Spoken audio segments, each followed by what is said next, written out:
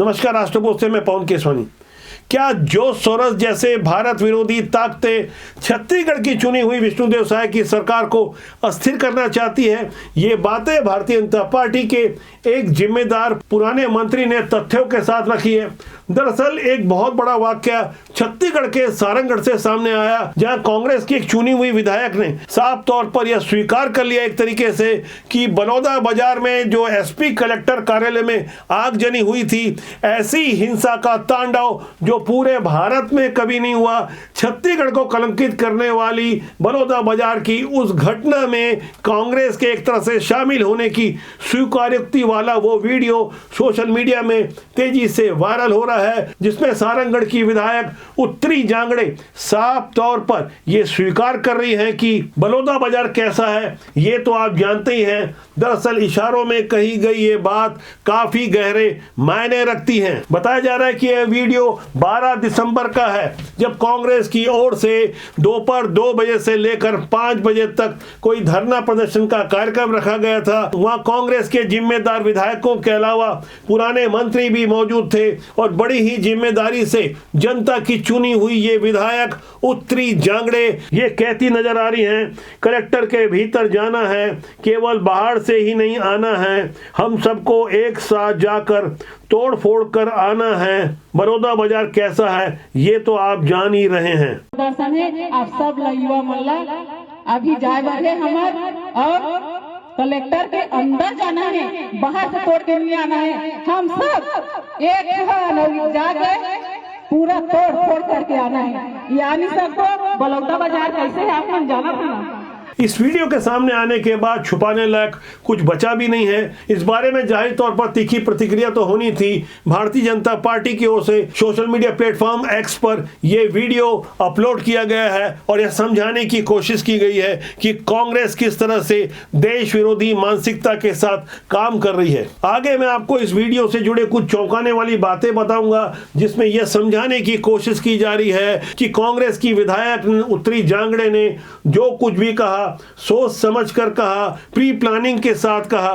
देश विरोधी ताकतों के साथ कांग्रेस की यह विधायक कैसे मिली हुई है, किसने यह गंभीर आरोप लगाया, इसे भी हम गहराई से आगे समझेंगे। लेकिन उससे पहले उस बलौदा बाजार वाली घटना को भी समझना होगा, जिसमें कांग्रेस के चुने हुए विधायक देवेंद्र यादव रंगे हाथों पकड़े गए हैं। ऑन कैमरा 10 जून 2024 को उनका जो व्यवहार था वो सब कैमरे में कैद हुआ और बाहर से बुलाए गए भिलाई के वो युवक भी कैमरे में कैद हुए, उनकी हरकतें भी कैद हुई। काफी लंबी पड़ताल हुई। करीब 2.25 महीने बाद देवेंद्र यादव 17 अगस्त को जो गिरफ्तार हुए, आज तक वो जेल में हैं। बार बार आवेदन के बावजूद उनकी जमानत याचिका निरस्त हो जा रही है, क्योंकि सबूत इतने पुख्ता और मजबूत हैं जिससे जांच एजेंसियां न्यायालय को यह समझाने में अभी तक सफल रही है कि देवेंद्र यादव किस तरह से इस घटना में सहभागी थे। अकेले देवेंद्र यादव नहीं,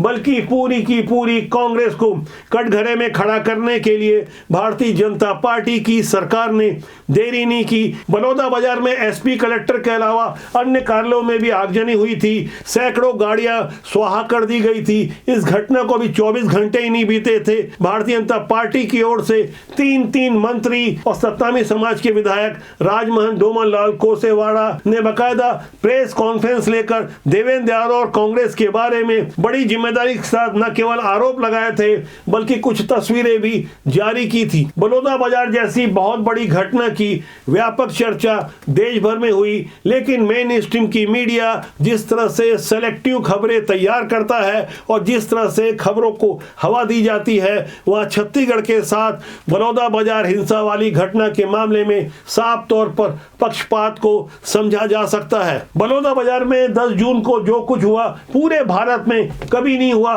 बड़ी से बड़ी आतंकी घटनाएं हुई, नक्सली हमले हुए, लेकिन जिस तरह से शांति प्रिय सतनामी समाज के इस शांतिपूर्ण आंदोलन के बीच में कांग्रेस के अलावा भीम आर्मी और भीम सेना जैसे बाहरी संगठनों की घुसपैठ हुई, वहां पूरी तरह से कांग्रेस एक्सपोज हो गई। तमाम तरह से सबूत सामने आए, आज उन्हीं सबूतों के समर्थन में कांग्रेस की विधायक उत्तरी जांगड़े ने अपने मुंह से वो सच उगल दिया जिसकी आशंका प्रकट की जा रही थी।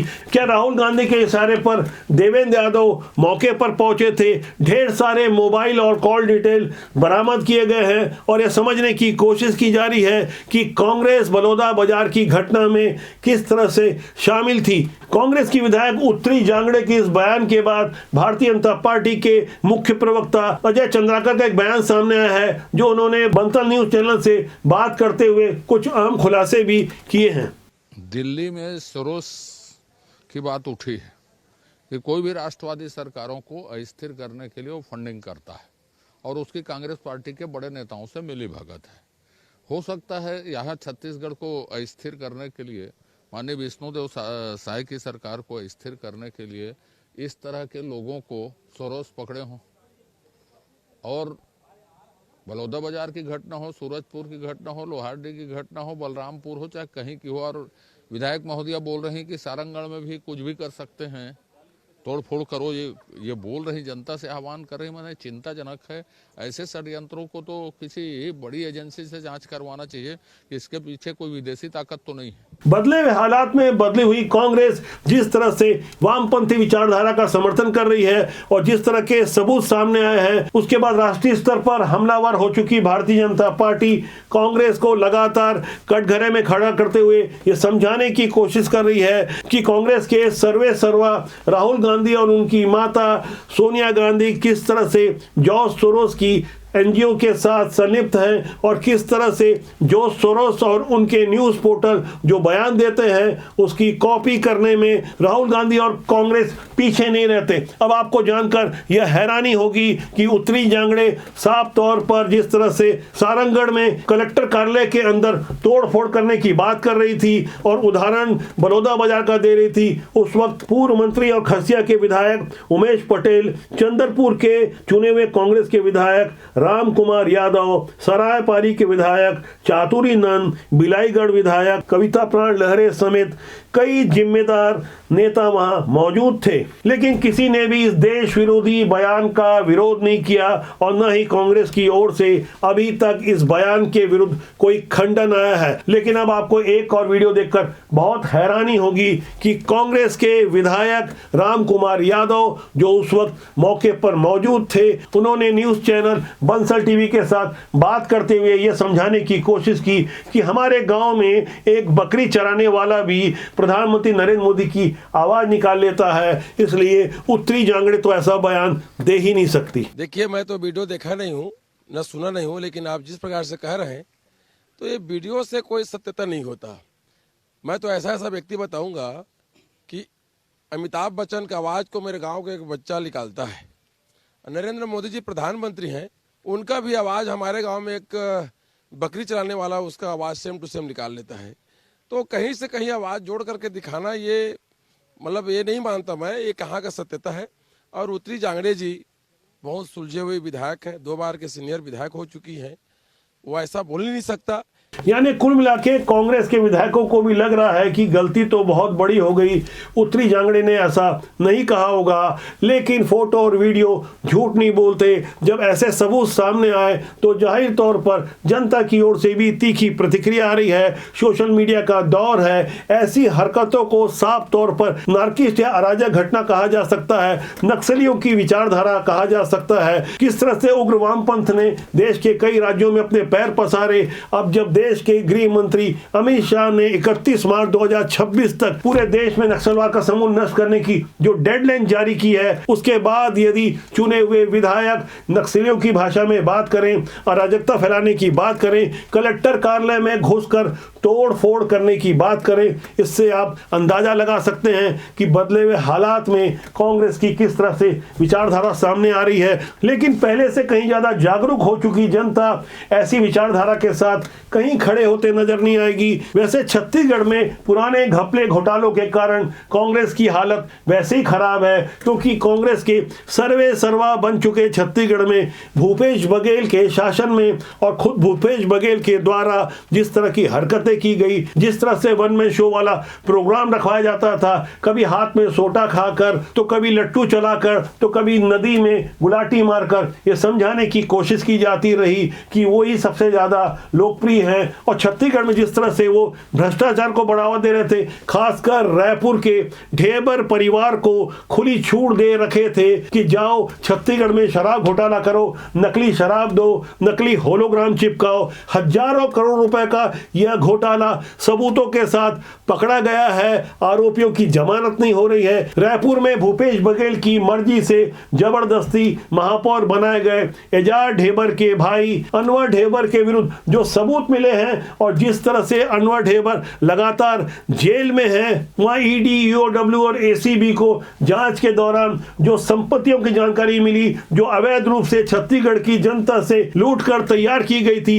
ऐसी प्रॉपर्टियां जिनके बारे में जानकारी सामने आई है, उनमें 18 चल संपत्तियां और 161 अचल संपत्तियों को मिलाकर 205 करोड़ 49 लाख रुपए की मार्केट वैल्यू वाली संपत्तियां बरामद की गई है। करीब 2,500 करोड़ की इस हेरा फेरी में जो संपत्तियां बरामद हो पाई, उनकी जानकारी दी जा रही है। लेकिन छत्तीसगढ़ के एक कोने में जागरूक ग्रामीणों ने एजाज और अनवर ढेबर के बेरोजगार रिश्तेदारों द्वारा करोड़ों की संपत्ति बनाने की जानकारी का जैसे ही खुलासा किया तो ईडी ने छापा मारने में देरी नहीं की। ऐसी ही नई छापेमारी गरियाबंद जिले के मैनपुर में इकबाल मेमन के घर पर हुई है, जिनके बेरोजगार बेटे गुलाम मेनन द्वारा अचानक करोड़ों रुपए की राइस मिल तैयार की जा रही थी। ग्रामीणों ने शिकायत की कि गुलाम मेमन शराब घोटाले के प्रमुख आरोपी अनवर ढेबर का मौसेरा भाई है। उनकी शिकायत के बाद ईडी ने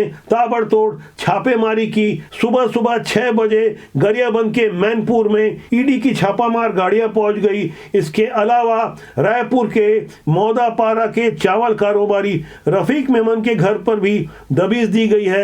इसका खुलासा करने वाले ग्रामीणों ने बताया कि गरियाबंद के जाड़ा पदर में अनवर ढेबर के कारोबारी रिश्तेदार इकबाल मेमन के यहाँ शराब सिंडिकेट का पैसा इन्वेस्टमेंट हुआ है। इसी की शिकायत के आधार पर ईडी ने ताबड़तोड़ छापेमारी की। अपने छापों में मिलने वाले सबूत और दस्तावेज के आधार पर ही ईडी कुछ बड़े खुलासे करती है। लेकिन छत्तीसगढ़ की जनता को लूट कर बनाई गई उन आकुल संपदा का क्या होगा जो बेनामी है, जिसकी जानकारी ईडी को नहीं है। गरियाबंद की तरह ना मालूम ऐसे और कहां इन्वेस्टमेंट किए गए होंगे। ऐसे में यहां सोचना होगा कि पूर्ववर्ती भूपेश बघेल सरकार के संरक्षण में यह सब चला था और मुख्यमंत्री रहते भूपेश बघेल ने महादेव सट्टा के साथ मिलकर जो कुछ किया, जिसके आधार पर वे नामजद आरोपी बनाए गए। छत्तीसगढ़ में महादेव सट्टा के जाल को फैलाने के लिए एक्सटॉर्शन मनी 508 करोड़ रुपए लेने के प्रमुख आरोपी हैं, नामजद आरोपी हैं भूपेश बघेल। लेकिन हैरानी की बात यह है कि करीब 10 महीना हो गए उनके विरुद्ध एफआईआर दर्ज हुए। भूपेश बघेल अभी तक जेल के बाहर हैं। कई अन्य घपले घोटाले के भी वो आरोपी हैं। जिस तरह से भूपेश बघेल हो या देवेंद्र यादव और अब उत्तरी जांगड़े, जो नेता गलत कार्यों में एक्सपोज हो रहे हैं, उनके विरुद्ध जनता की ओर से भी तीखी प्रतिक्रिया आ रही है। हमारे वीडियो के कमेंट बॉक्स में जाके आप देख सकते हैं आम जनता किस तरह से तीखी प्रतिक्रिया व्यक्त करती है। बदले हुए हालात में जब देश की जनता जागरूक होकर तमाम ऐसे दबे हुए प्रश्नों का उत्तर चाहती है जिसे न पढ़ाया गया और न ही उसके बारे में सही तरीके से हमारे स्कूल कॉलेज के सिलेबस में समझाया गया, ऐसे ही कई प्रश्नों के उत्तर भारत की संसद से निकल कर आ रहे हैं। देश के गृह मंत्री अमित शाह बड़ी ही जिम्मेदारी से समझा रहे हैं कि भारत पंथ निरपेक्ष राष्ट्र रहा, बाद में उसे धर्मनिरपेक्ष राष्ट्र इंदिरा गांधी ने बनाया और उसके बाद किस तरह से देश में शरिया कानून लागू करने की साजिश की गई। मैं आज कांग्रेस पार्टी को इस सदन में सार्थ पूछना चाहता हूं, क्या पंथ निरपेक्ष राष्ट्र के अंदर सभी धर्मों के लिए एक कानून होना चाहिए या नहीं होना चाहिए, इसकी कांग्रेस पार्टी स्पष्टता करे। क्या आप मुस्लिम पर्सनल लॉ का समर्थन करते हैं? और मान्यवर, इससे बड़ा छलावा नहीं हो सकता मान्यवर। इससे बड़ा छलावा नहीं हो सकता। दरअसल मौका था जब संसद में संविधान के विषय पर चर्चा हो रही थी। कांग्रेस ने इस पर बहस की मांग की और कांग्रेस अपने ही जाल में फंस गई, क्योंकि कांग्रेस के प्रमुख नेता राहुल गांधी जब भी बोलते हैं हंसी का पात्र बन जाते हैं। ऐसा एक वाकया हुआ जब वो तपस्या का मतलब समझाने लगे और एक बार राहुल गांधी और पूरी कांग्रेस कहीं ना कहीं हंसी का पात्र बन गई। तपस्या का मतलब शरीर में गर्मी पैदा करना, समझिए। हाँ, तब का ये मतलब है, तपस्या का ये मतलब है। तो ये तपस्या कर रहा था। जब सेनापति ऐसा होगा तो सेना का क्या हाल होगा। तो आज के लिए इतना ही। मेरा आपसे आग्रह है कि चैनल को देखें, लाइक करें, शेयर करें, सब्सक्राइब करें। हमारा आग्रह है कि अच्छे लोग राजनीति में आए जिससे देश और समाज का भला हो, क्योंकि राजनीति बुरी नहीं होती, उसमें काम करने लोग अच्छे या बुरे होते हैं। नमस्कार।